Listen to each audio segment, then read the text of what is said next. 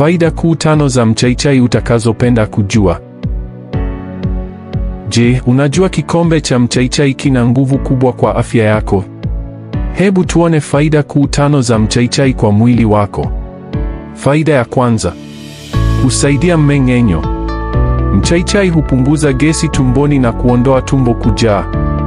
Faida ya pili, hupunguza shinikizo la damu. Husaidia kupunguza msongamano wa damu na kuweka moyo wako salama.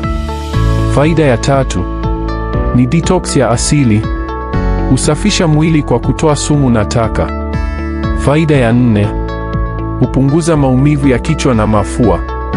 Harufu yake ya asili na virutubisho husaidia kupumua vizuri. Faida ya 5, huimarisha kinga ya mwili.